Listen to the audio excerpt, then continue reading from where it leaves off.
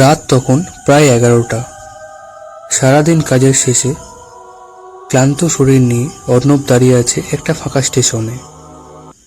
শেষ ট্রেনটা ধরতেই হবে, না হলে আজ আর বাড়ি ফেরা হবে না। স্টেশনের বাতিগুলো ঝিমঝিম করছে, হালকা কুয়াশা নেমেছে। প্ল্যাটফর্মে শুধু সে আর এক কোণে বসে থাকা এক বৃদ্ধ। ট্রেনে ঢুকতেই অর্ণব উঠে পড়ে। আশ্চর্যভাবে কামরাটা ফাঁকা। একজন জানালার পাশে বসে পড়তেই ট্রেনটা ধীরে ধীরে চলতে শুরু করে।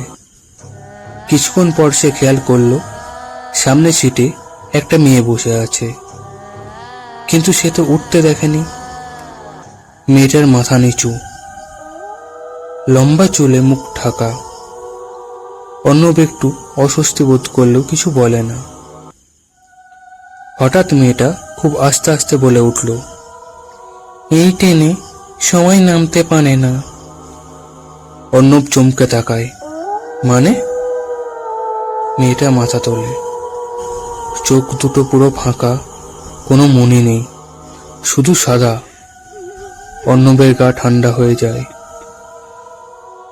তুমি কি নামতে পারবে? ট্রেনটা তখন এক্সট্রা স্টেশনে ঢুকেছে। অর্ণব তাড়াতাড়ি উঠে দরজার দিকে দৌড়ায়। দরজা খুলে